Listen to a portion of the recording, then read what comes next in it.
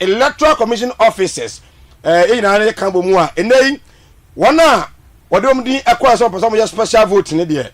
I can tell you as we speak, just in an hour's time, the first election will come to an end. Enchakra na no bewe na fe we are in the western and that of the eastern region of Ghana.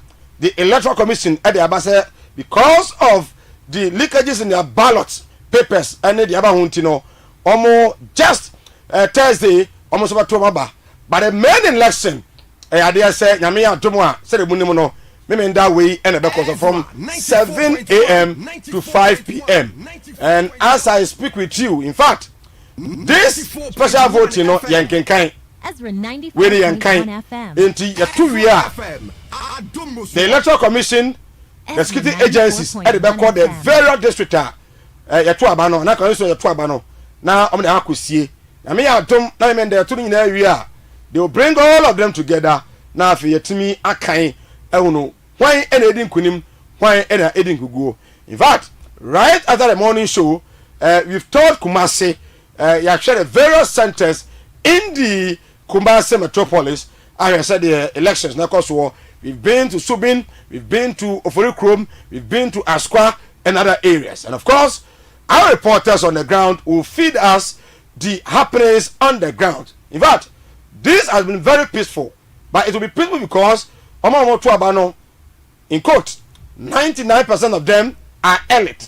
Police for, soldier for, migration for, teacher for, mobile EC, Electoral Commission for, and other day. So no cause for alarm. And I can tell you, it's been successful. We did this mic, and this is the ballot box doing this with the legend, Reverend Aduanaba Kofi Asante Ennin, and I feel the entire team Edusipoku, and so and then Reverend and so Probo, Reverend OKATAKYIE Probo, no so by joining here.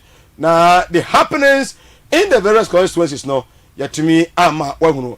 But in this country, in fact, the Electoral Commission of Ghana says or shall say the processes leading to the election, because election is a process.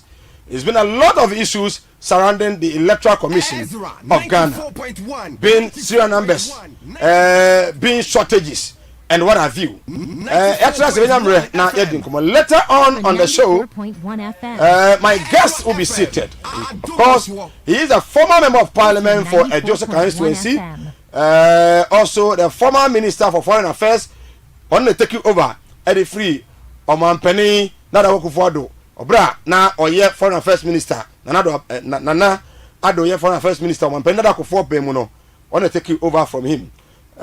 His name is Honorable Akwasi Osei Eji, Obatrasi, now extensively represented the MPP, yet to me, Edin Komo. Once again, Oba Johnny, the Facebook, Ezra 94.1 FM official, Ezra 94.1 official, and after YouTube, Ezra 94.1 official. Oba Facebook also. I don't know about Kofi Asante Ennin on Facebook. I don't know about Kofi Asante Ennin on YouTube. All social media handles. It is Ezra 94.1 official. You join us. You drop your comment, your views. After you like, share to me at the Amaye. It is the ballot box, and of course, Ghana's election officially associated. Ghana, in all the constituencies, just only 2 regions, and Yentimi, Antuabano, and Ne. But in the 14 regions in the country, all the electoral centers, and I say the polling stations, Electoral Commission, yes, you say every constituency supposed to have 1 polling station, no, about to no, Ashasi. Trust us, trust Ezra, trust the team. Say, the analysis, the issues, no, na yatumi adi ho enkomo we say do see ekuta na accreditation or they monitor the elections no I do see akaba somebody pledge also pa in fact na me adom ye ho ye very well professionally very well na me ahwe so very well very well we are fine pa what waba man timi am to media ne okay so Saturday na mato yes yeah me to ma ba wa Asante Mampon. Oh, okay. Enti Saturday me kwa akwato. Bara abato na akoso. Yeah. Ti ene ya to aba. Good. 2024 election no. Ene ya to bi. Yeah. Nemom no enye obi a de to ye. Omo a isi ehun ni se nyame adom a edru 15 for na 7 for na. Yeah. Omo ebeya adwuma e de aboa abato no. Yeah. De din kan the security service, the police, yes, the soldier, the immigration. One of them, Yami Adoma, Omo, any other, Sa, Memedano, and Tinya Memedano, and one better Maba, because no, or Quack or Bogana for Hobine. Tinya Satan or the Cotua, and Tom Batonene. Yeah, and after Yansam 12 for Sosono. Yes, so don't one. Eto wo de ne because Saturday no ye wa adwuma ye pa ye wa adwuma ntinya afi na semchoni ono no okwa for report so I say te say me say no but me de no am to abakwa wa Asante Mampon no kwa wa so hu nti meto me de no nyame adoma Saturday nti na e be sira isi fo no ese nsemchoni ba no oba beto a ma ne ntomo entem na wo kwanya se woto ne da bi na se na wantimi anko na se me wa kwanya se beto na se na mantimi anto a eno so prevent me because enya adwuma so a me bodia na se me ba na me ba beto aba me dia ahwa enti me sra wo mo se nsemchoni ba Iza me fan se obi a ono no nsɛmtwe no okuma se a ɔto aba wo ebia pusiga so what I say na ene no special vote nti onko pusiga na wasamba na ebia Friday wasako pusiga dia baba ne sa no ba nti nyenya na betimi ato na mom no ya ebia ye wa akyire ne ba na mama ya to na ya adwuma na boa yisi ene Ghana nyina na aye kama but so far baby a ye fefa ye no de na bibia fine fact ye din ka ko askwa okay na askwa no omoto no police station ho no ma okay na time we ko na say niam e ko so fine pa afia man for beto aba so like afi sa na no me ka tira mo say ya ma mo ya nto aba no mo da you it wo tra ho na ya adu so bi so nto aba maza afi aman for beto aba cha afi bia do papa sa bia so ga aman for beto aba because na kwa special vote no fa time we ko ye no ye koduru askwa before 12 yeah ya ko ya ne ma part ededi nkomo ya na ono kire say 12 ne kura no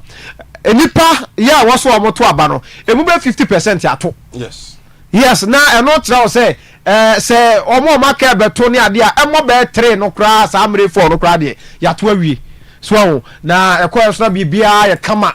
In fact, I am saying anopano na 1 or 2 misunderstand baby baby ya de ballot box ni be see and we metina but easy for no sorting them out. In fact and na de nyanwa because sabi ya na nipa no ni say ya to special vote no sabi the elite mfan say akrachefo enti akrache ni de yes akrachefo ni rabafo no because the police, the army, the media and the 57 ya de akrachefo enti eya na how ni musa because onim ni o ye de okwakoto anu nti na omo ye to ne say ya ye ne be guide Saturday enti so far any man come na in fact ya more for ikrom. Yes. The member of parliament, sorry, the parliamentary candidate for NPP, Michael Edu. Yes. Who said you drove for Ikromuno?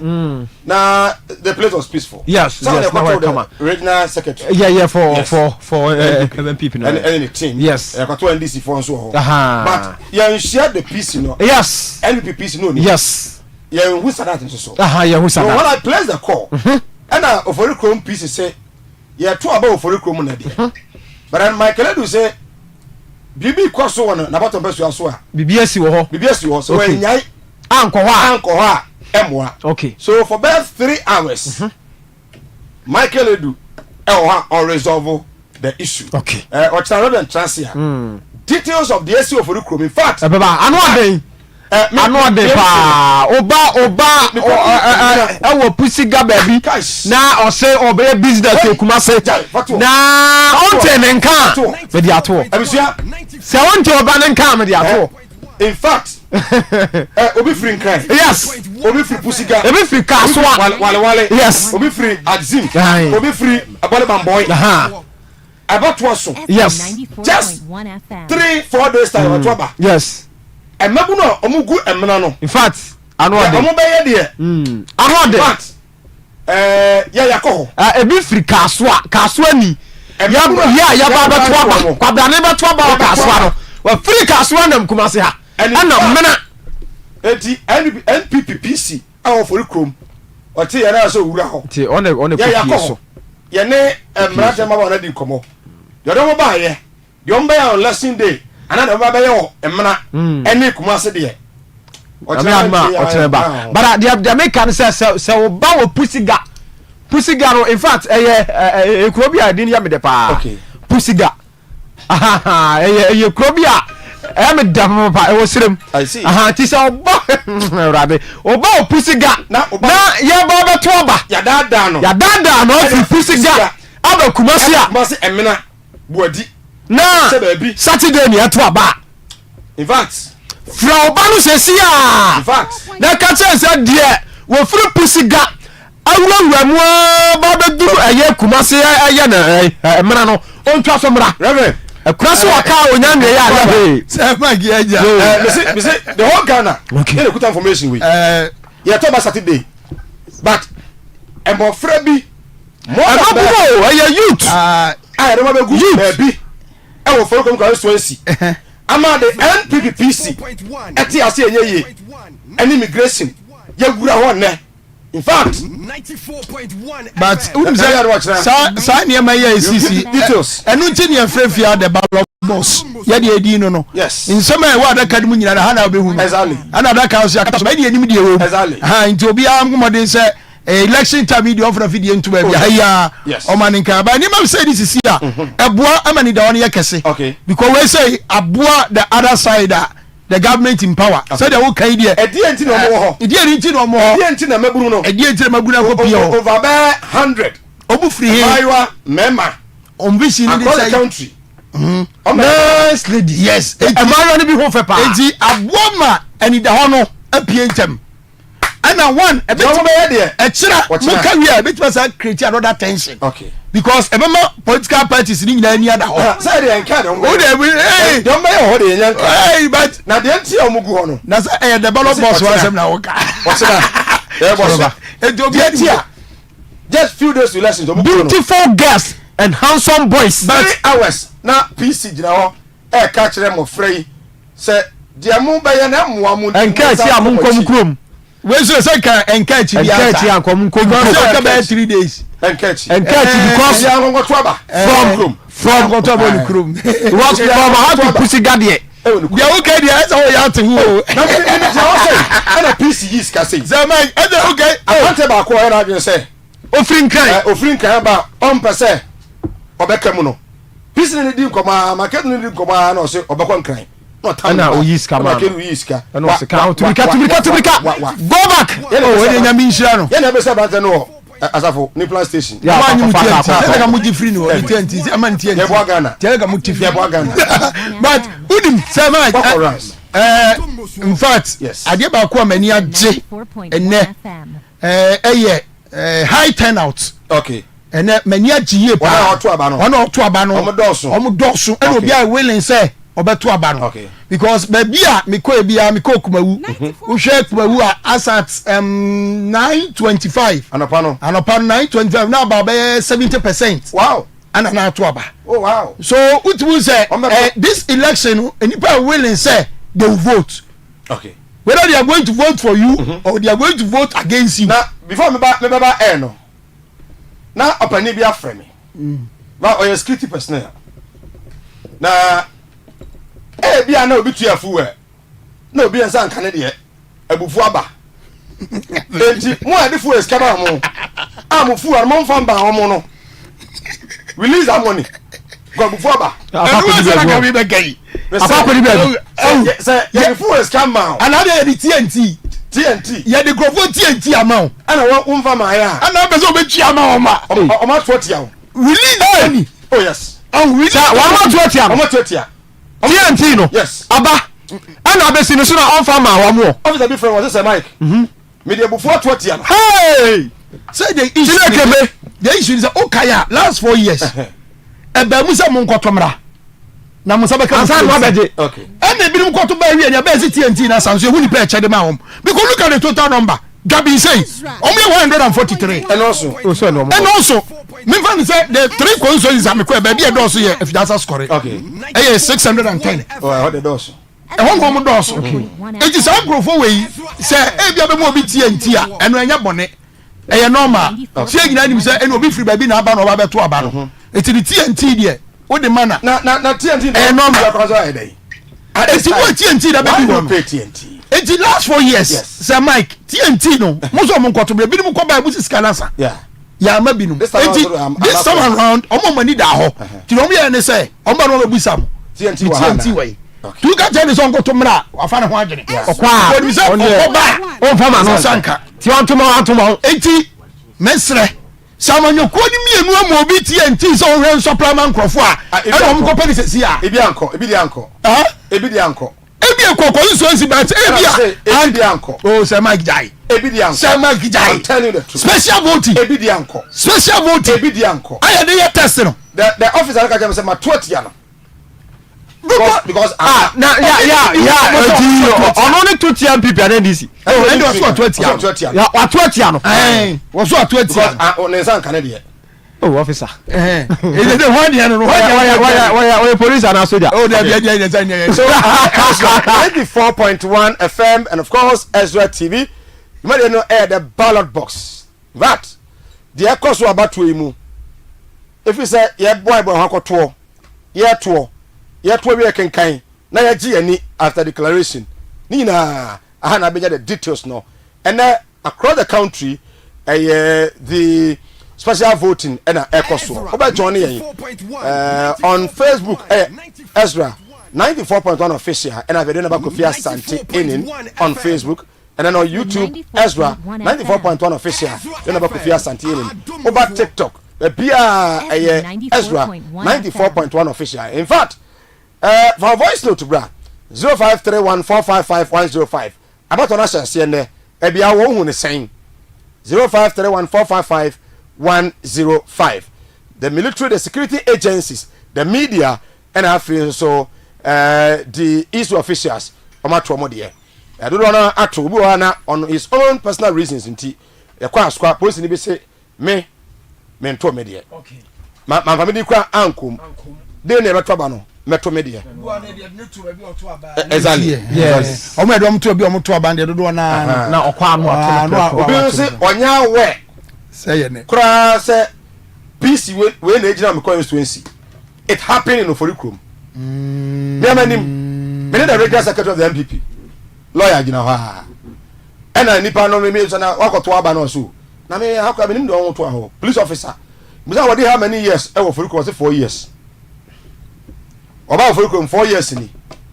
over or say central region in the post in them by 4 years okay but parliamentary no nim de o gina o mo gina na koto aba nim no kra and me say o ya post ni bone oh dabi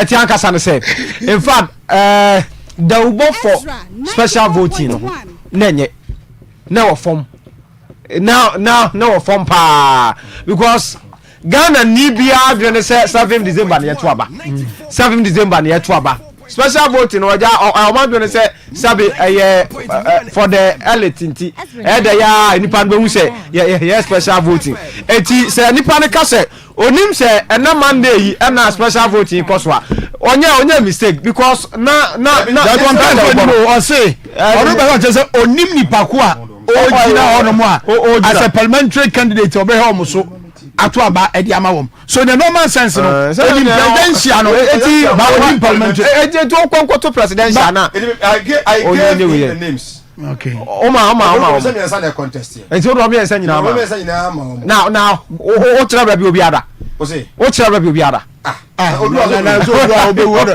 ba say Mike ya okaye no yes the okaye no ya ade ba ku bi a emi say eye amanyokuo no oba mo mani anko ho who say stakeholders they are very important enti me kai say ba omi amu nyina chance bo mu nyina ye bi by calling security agencies, you know, to campaign, no, and no man who regularly call them. Me message from Mahama, John Mahama. But me make up one Swazi level.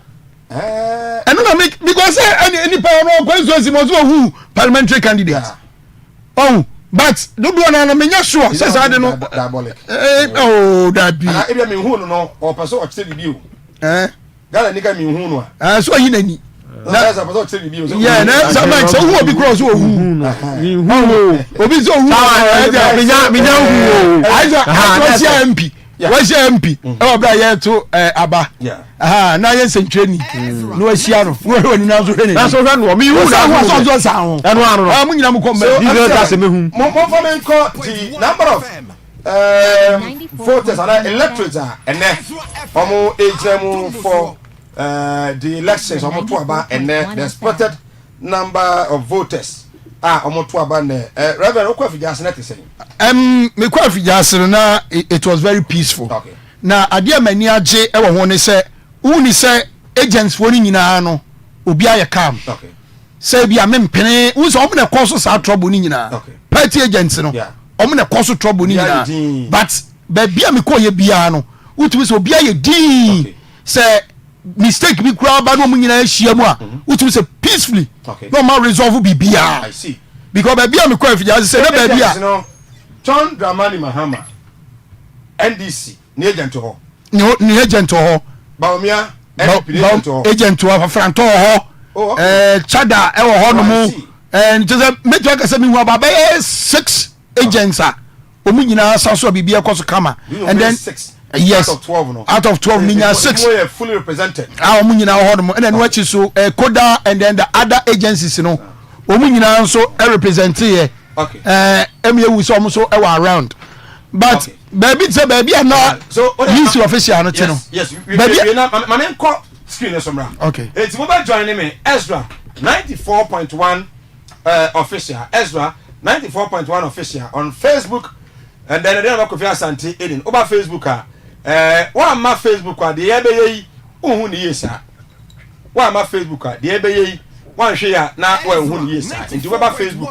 na what me hu the ebeye ni Ezra 94.1 official makajo say and me the former foreign affairs minister nyame krom ni no 94.1 krom ni ko ba ko so mo fa no na mo fa 94.1 FM ye be ende no nyame aduma enche mo fa me mo fa no kwa be man hu hwe mo fa trase ye so itimi hwe ni aka e feelings a kire no to na ti ha no ona boko we say GT ha so the total valid voters in all Reverend 18,774,159 yeah but our Ghana nyina including wo me ona bo say G and the entire team ye nyina do no ye ya jatum say ye di fedu nwotwe there was sound mind I was say eto out of this yenya akonya ye special voting enne na ye to aba be close no just in the next 39 minutes dey anim no 131,478 131,478 so when any the figure any you heard me say omo ebeto aba if all things been equal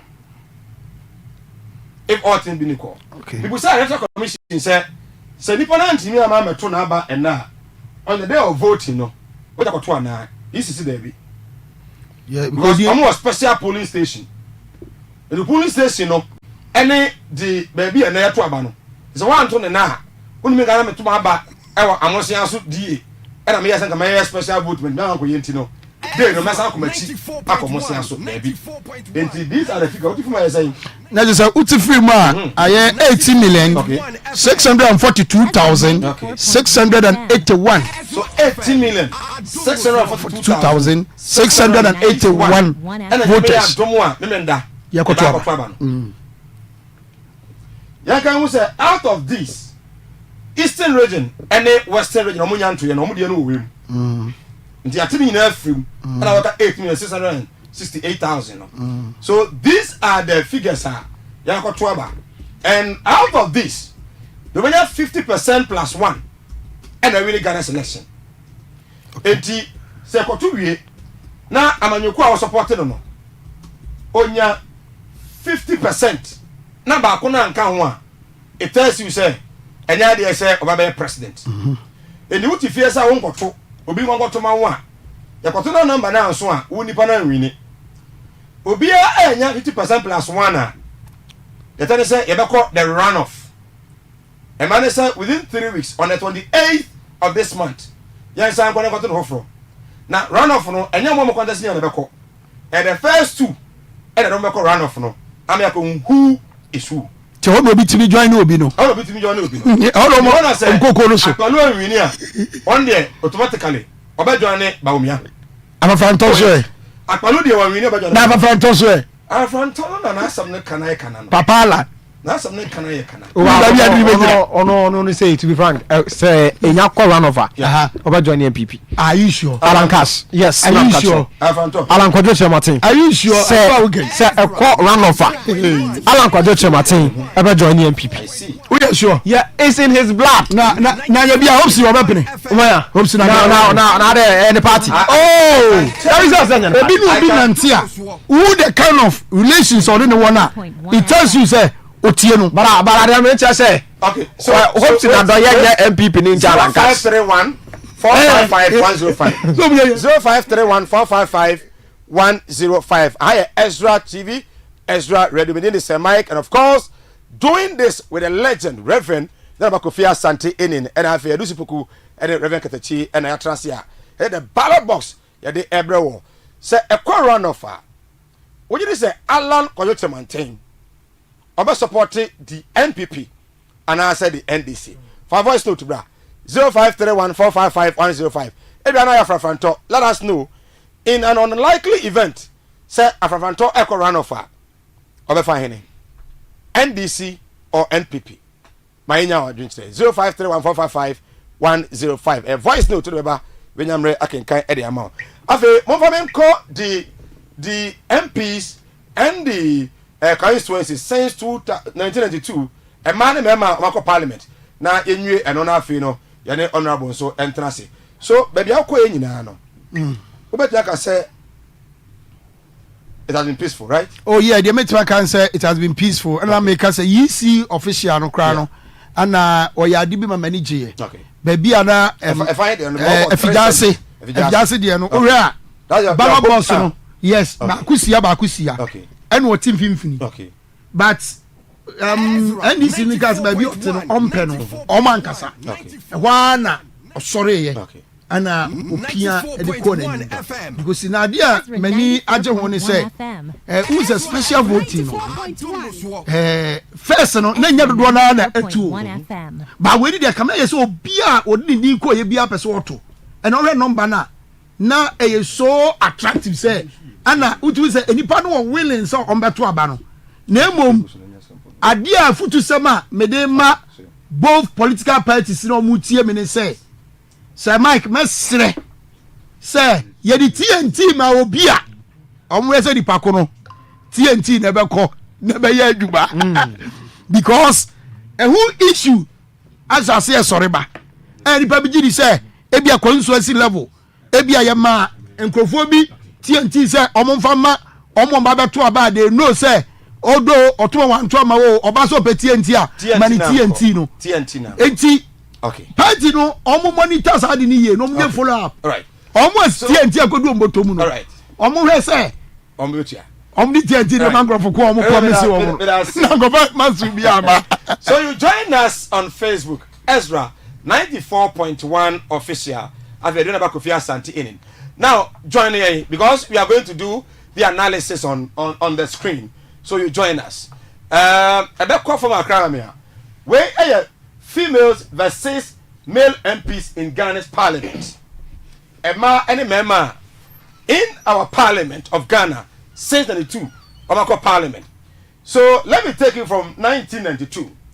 In the year 1992, Ezra 94.1, now there were 200 members of parliament in all. 200 under Rollins. And at that time, the only was so high. Ezra FM. Green, eh?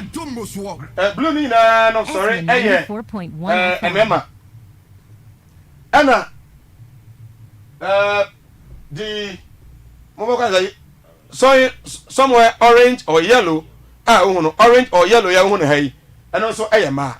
So in 1992, now a member of parliament, 184, and a ma 16 in 92. In 1994, sorry, in 1996, a member of parliament, I dropped from 184 to 182. The same 200 MPs. But then, a member of Mienu so Emma in 96, 18. So in 96, a man of Ghana's parliament. Now I'm here 18. Now, in 2000 election, that time, now I'm Penina Akufo and I the president, and I told him about winning here. At that time, a man no sign also drop about so in 2000 election, out of the 182 in 96 no. Yeah, but so as a free person man the him. I say man the him. Man be 19. Okay. So you could see sir from 1992 a man number so na eba so. Eba so. Man no so here the eba for. All right. So a man be 181 a man 19. And then 94.1 in 2004. Okay. Kufo ba here no. We move from the 200 Ezra and they call 94.1 FM. 230. Okay. 230. So at that time, a member about 205 and a man in 204 about 25. Okay. There's a 6. A ma 6. I'm a count. And a baba count. Out of the 30, no. Okay. Okay, no man, sir. Got the 30 in the count. Aye, no man, sir. And then in 2008, okay. member no increase here. I call 210 MPs in parliament. Okay. And a man no about 20. The man no drop it 5. There's a man of 5 lose who almost seat. A man. Exactly. Okay. And then in 2012. That was Mills Abediawe or Frimuko Mahama Eba. The same party. Almost by a number increase here from 230 to what do we call it saying? Okay, that is 275. Okay. Almost the 45 back. So 45 on the back in 2012. A man by 244. Okay. And a man by 31. Okay. And a man the our form. Our form. And then in 2016, the time one Ghana for to abeti Adon Mahama. Okay. And the man another work for the free SHS time. Okay. And Eba. In 2016, my man also take from 244 to 237. Okay. And a man and so increase here. And you 7 back on. 38 in 2016. Now that just ended election. Okay. In 2020. Okay. Remember about 235. That's what you know. A man no lose you. And a man gaining you know. Wow. About 40. So when you go to Ghana's parliament now, a man okay. 40. Wow. A member 235. Still a man is but at least there's been an appreciation from 2016 to 2020. But on him say idea a man interest in the same. Sa 40 no. MPP will move 20. NDC will move 20. Okay. A man in parliament. NDC 20. NDC a man 20 or parliament. NDC so a man 20 or parliament. Now, number of women elected to parliament in the regions. Okay. So in Greater Accra region, the free 1992 Greater Accra region now in 1992, right? Yes. Now more 2. Okay. Now a 2 pen our parliament. 2.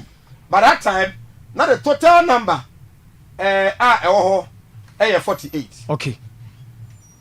Are you getting it? Okay. The total number now 48.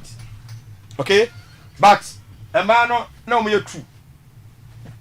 Then in the Asante region in 92 in Yamaha for the core parliament. Okay. Total now parliament 31 in 92. In 92, the central region Yamaha 3. Voter region Yamaha 1. Okay. Eastern region Yamaha 1. Western Yamaha 2. Bravo Yamaha 2. Northern region had no representation. Now, Northern region. Okay. But the Upper East region, that time Upper East Kuta 8. When another Northern region, any Obabia MP no, na Omo Ekuta 13 seats. Now Upper West. Now Obabia. Upper West there in 1992-96. Omanya MPs. Omaya ma Upper West. Okay. The total now 3, and then. So in all in 92 a man you know I'm parliament no more 16. Okay. Right? Okay. Fast track. Say for the sake of time. So in 1996 a man I'm parliament in Asante Greater Accra region. Now I'm 4. Okay. Asante region 2. So in 1992 no more 4. Okay. But in 1996 4 also take by 2. Okay. 2 free. Ama Ebeka 2. In the central region, in 92 no more 3, but in 96 on my 4. Omunya additional 1. In the voter region, 92 no kuta 1, but you call 96 no. Now voter region back no. Nti obebia anko parliament voter region in 1996. Then when you come to the eastern region, they had 1 in 92. I'm maintaining 1 now in the eastern region. Now in the western region. Now Omukuta 2 in 92. Going forward in 96, a drop by 1. Baku Frim. And then Oko the Bono for regional. In 1992, Omukuta 2. Okay. 96. Ezra 94.1. Now in the northern region. 92 northern region had no representation of females. But in 1996, Omukuta 2 our northern region. And then in the upper east region, 1 man was signed at the airport in the upper east region. Now, and then the last is the upper west region. Upper west region in 1996 in so Omonya will be our parliament. Okay. Now, yes, so that is it. Upper west had no female in parliament at that time. Now let's most of them okay. Yeah, okay. So let's move to 2000 elections. Tabanako 4 urban. In 2000, the Greater Accra had the 2 nakoye. Out of the 4 no, a drop away by 2 in Greater Accra. And then in the Asante region, still 2. Yakwe no more 2 no more. Okay. We will let you know all this one. So in Asante region, 2 down the Sakoye. And then Oko Central region, I'm maintaining 4 no. Then in the voter region, this time round they had 1. Okay. And then in the eastern region, 1 no if from Monsa, Emma Obebi Anko Parliament.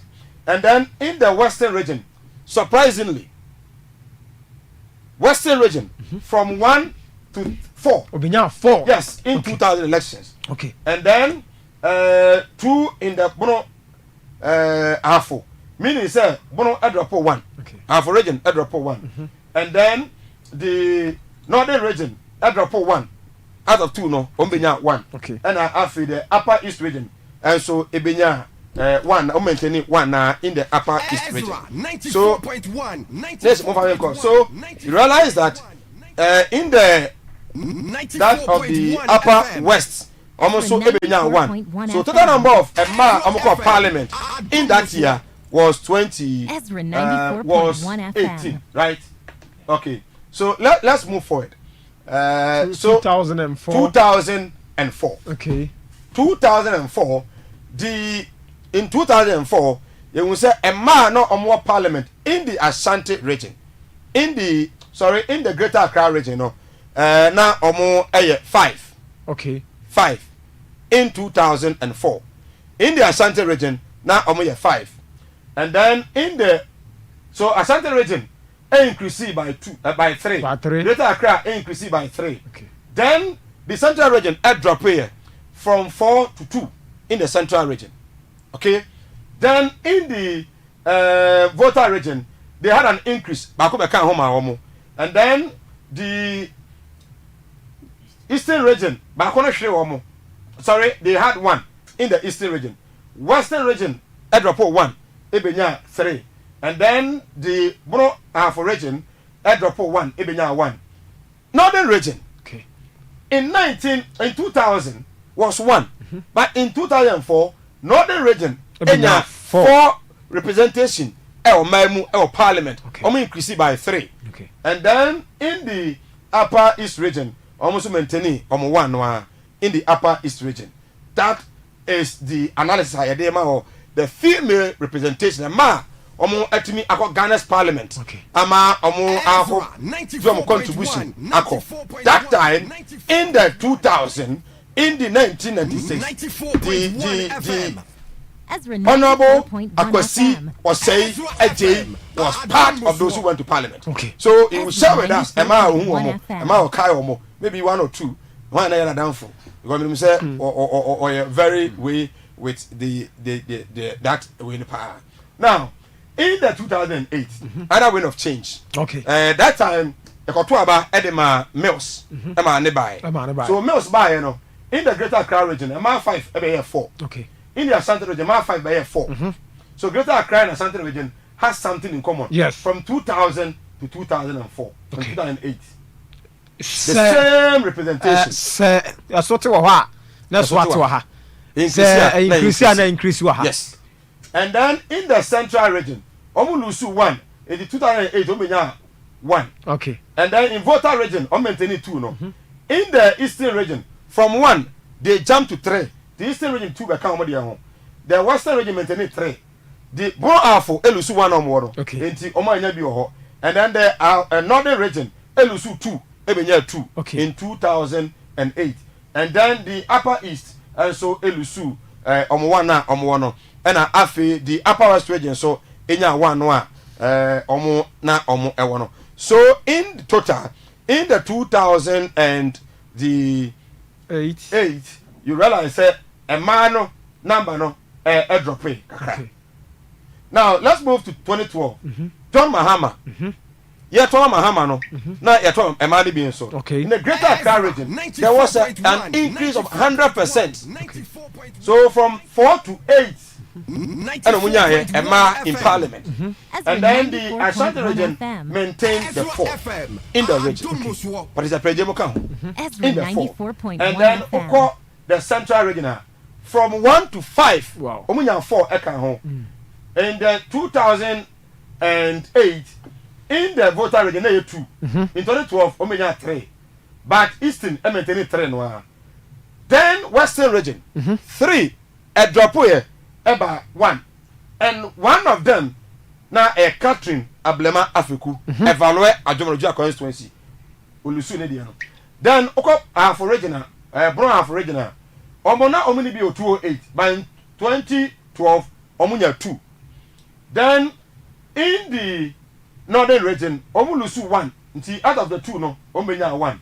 And at the Upper East region, no money be in 208, but in 2012 they had 1 from that region. Okay. And then another 1 in the Upper West region. Now, in 2016, the wind of change. That time Ghana for say Mahama Biu, nti Omotoma na Aduanaba Kufuado.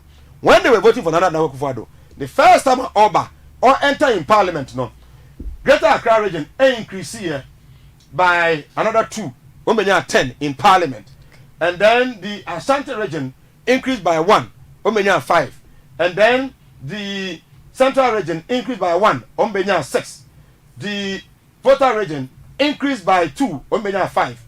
The Eastern region increased by 2, 5. The Western region had an appreciation of 1. 2. The Afro region, Brown maintained the 2, and then the Northern and the Upper East region had their 1-1 representation. Now, currently, as we speak in Parliament, okay, in 2020, the region called Greater Accra has an increase here from 10 to 13, an additional 3. Okay. Asante region still 5, right? Yes, you talk 5 for Horma. You talk of the yes. athletic team, Okay. You And talk of the Francisca Oten. Yeah, Francisca Oten. You talk of the Ekaho. Davis in Casa Boadu. Ama Pomamo. And then Ama Pomamo. Yes, Jobbing. But this time around, it may increase because yeah. So in Asante region, so 5. Okay. Now, Central region currently 6. Okay. Voter 5. Eastern 4. Western 1. Boro Afo 2. Northern 2. Upper East 2. Take me to Upper West. Now, make sure the Upper West so as we speak now in the Upper West region. Upper West region. So that is the female representation of Parliament. You can't actually now. I say the city. I said you may have to aba. Ebeta kawakuma. Yes. Say obabi oho. Intimate oba. Oba umuye. Now, yes. So now that region had no representation. Okay. The Upper West region had no representation. So in total, how many are 40? Yes, and Greater Accra. Yeah. I want to say 13. MPP were 6. Okay. And NDC were 7. Now MPP they are 6 no. I go film that. Okay. On the contest no already can film. That is Kwabenya. Okay. Sarah Aduasa. 94.1 FM. Okay. Yes, Sarah Aduasa. Kwabenya. Because MPP seat no.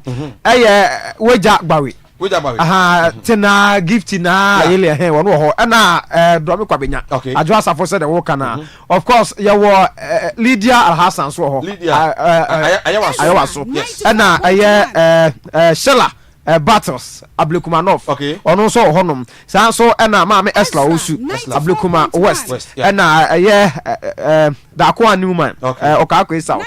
So these are for the MPP and NDC in Suomu 7. So the 7 for NDC no Domia Bra Boom La Dadu Kotopo Okakwe North Protekole Krowo Shai Osodoku Ada and no and 7 NDC and so and of course Asante region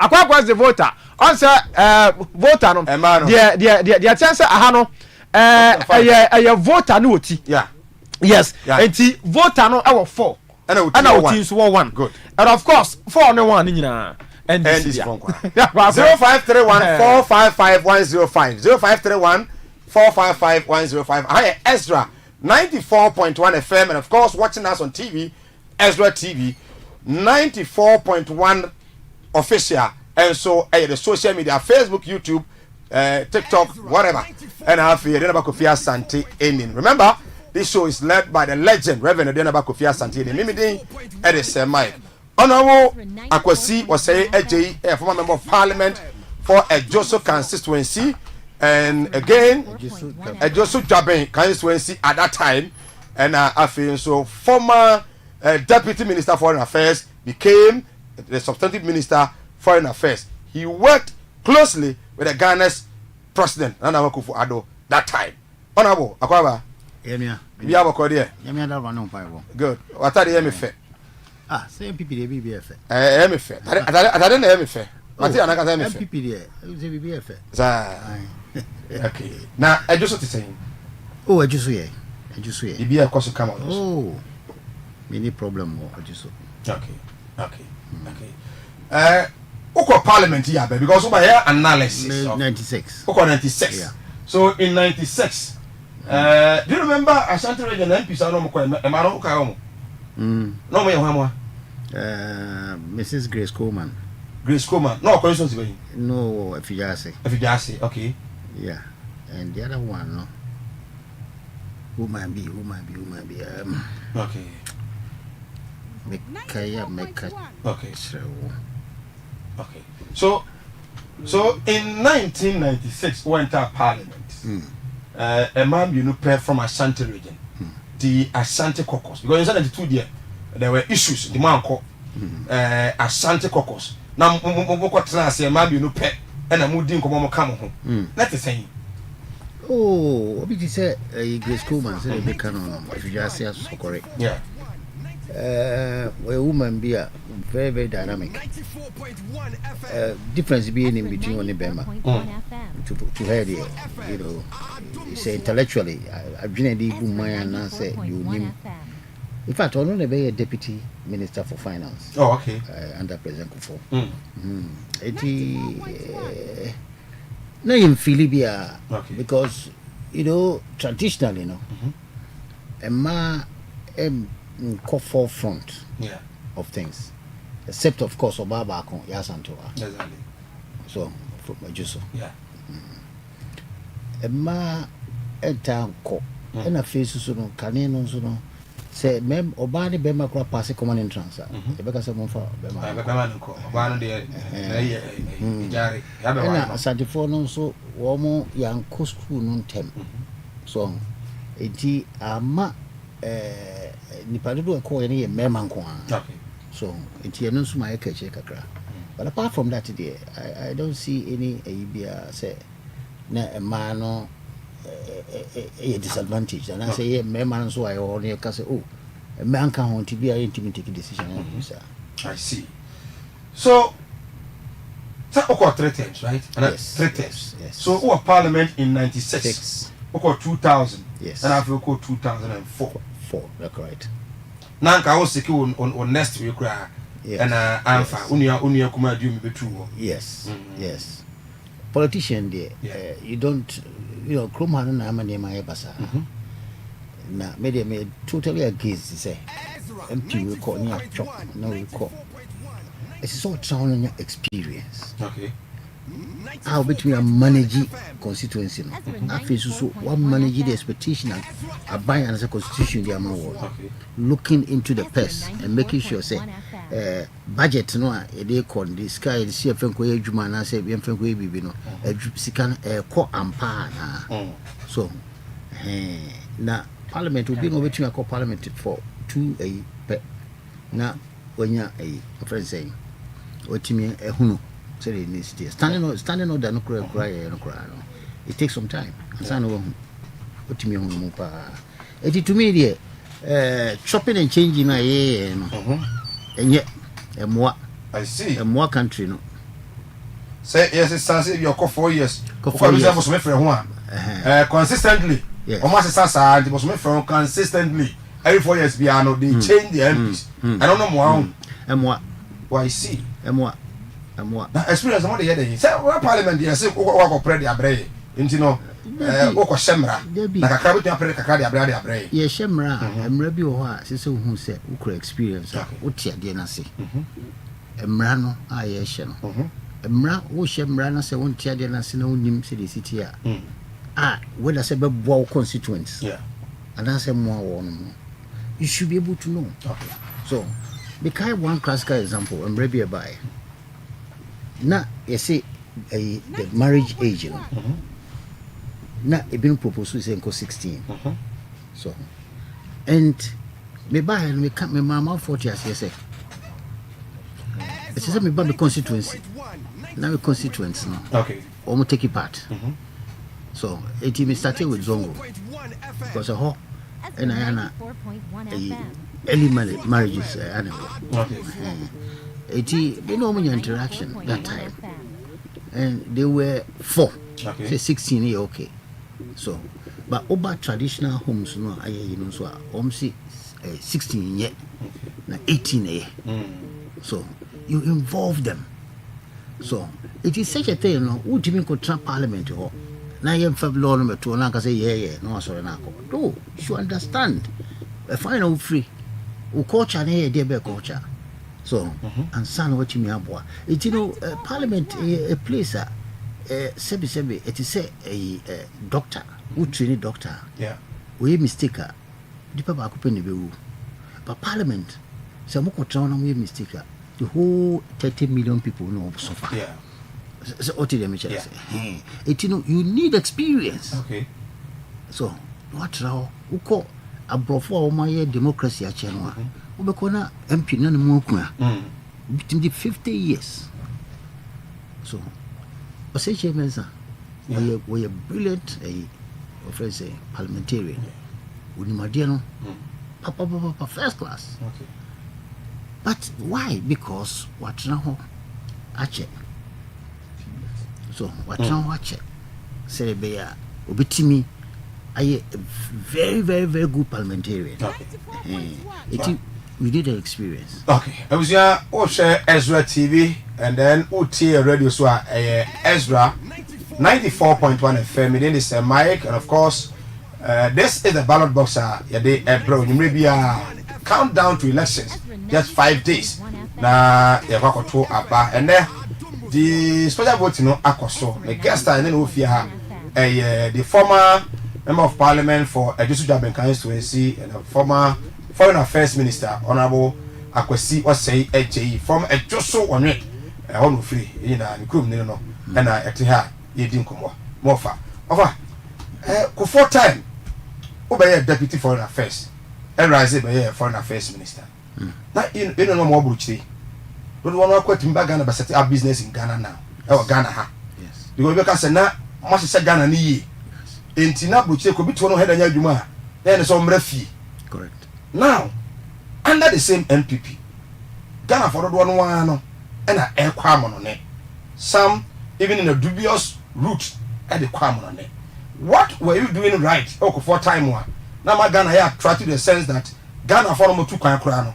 As I'm back to Ghana, a bit settle. Now a nay and Kosa Ghana for one if you have come on it. What were you doing right? Well, President Kofi time said you know HIPIC was one of the things that Onoa personally can't say yes, Ghana for to Obama, the HIPIC no, we shall go or Ghana for lead to provide leadership. Then the paper brain pet and this for no so no young and no say me no yeah. It yes you see Casem a home Everton kakra. Okay. Because you see, Ghana have a problem because your taxes no. You need to get fair. Your kakra na aja donor partners near California money be AIDS.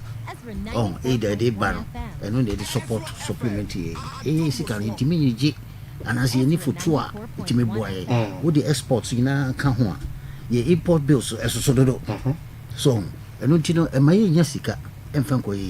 That time no President Kofi time no you call HIPIC no Emma she can't be brave a car did be break from coming time o a car near DNA na itwem so be the chair say okay momfa na momfa nye enema be boa empuntuo ewo moha yes you sure it take that advantage ne e Kofi at time you know I mean say kan ko be a obeto ye no ne hono eto kakra because ye Rollins time no be a President Kofi 2 year na eto ye so petro say na cheseni ni bi Obasanjo da Roma na omoma Nigeria for free petro yes anka petro queues ni asem petro etino emaye ho ye ho akire HIPIC no by initiative no we be aso sika mo betua no mo mfanye we di emeska ba economy no me dey no be afisu kuku we now shemwa now you produce less than 200,000 tons so it way no see there be mentia say kuku how long does it take okay moment you film if you film no who say hybrid or what 3 years 4 years na kuku na so no start here say okay government no be taking initiative ne ya boa ejusu job was one of the pilot that time twitwa kuku no gu ne ebebuo kwani no no dua bebre it move kuku no to about 700 almost 1 million the target it from 200 to 700,000 physical day by economy no I think got the time crowd more hit 1 million because I buy mills buy no the next kuku season 1 million yes 209 for programs or this share and it say a man equal course it in say sika e wo Kufuado the try first the obetu ye na hot so near HIPIC your IMF yes now hot with me free SHS no about the first year on free SHS free SHS there masa ehia so ye to kra no a any offensive nkrumaguso na nya tututuru more na education because education survivor Ghana survivor and education because the man faton Malaysia any Singapore, any South Korea, and the difference between us in terms of our economy, no, more than 50 years. Okay. Let me announce this. In just the next 4 minutes, the TV will go. Na yatoa so radio nti mo amu hwe your TV no we ba Facebook Ezra 94.1 official Ezra 94.1 official we join here na we continue discussion no the the former foreign affairs minister for this republic and then former member of parliament 3-time member of parliament for Ejosu constituency honorable Akwasi was say AJ na no esinkunya e din komo on the ballot box. Just 5 days to Ghana's election. So what about Twasumame? So much said Nema Koko no strategic to ensure say increase the production of cocoa from there 250 to 700. Mufi abemukwa no na I hate almost 1 million tons. Correct. But this time round cocoa no tia na eba form. Yes. That means the brains are for the babemu no. Some brains, you know, the most second appearance in governance, no, more young found Mayana. You see, the problem we want Ghana have is Ghana any consistency. So we no be at us. Okay. Say that time no, Kufuor win elections 2008. Ghana, I can bet you say, can you be hegemony? Oh, I see. Yes. Another winning 208 lessons. Yes. Because economic growth, the economy no grow. How many? President Mills, the first year, no, the economy no grow about 10.something%. Ghana fastest economy. Yeah. So inflation. Yes, it is a President Kufuor policy. No, na Kufuor do win and continue that a program no. Any problem? Na Sebi, a dear washi shato horn. Party no shisha to all. Kufuor no come be because foreign minister. It is a cabinet. It is Shabia no so take advantage. I will share. Sadly, no, na ko ba beto aso. Oye, any problem. But obi ba ye see the washishe nema ehwe go no. Ono ani nim say ehwe. Exactly. Iti Professor Mills ba ye no a obeto sadly ma nyema bibia koso bank for ba ho ne abeso se bra bibia account bibia ajepa ko a very significant president for introduce here any sa private banking in a friend simple offshore banking only Barclays bank for here sadly say sen ko mu hold on it can go for baby dom ska ba go say go to Mauritius the same thing Mauritius whole economy no grow pop so one by no cancel here. Say money laundering. It wasn't money laundering because Barclays Bank International can't be. Then a Barclays Bank involved in money laundering. So I know it will trade more. If you could call no so the prices were coming down. So everybody they can say but George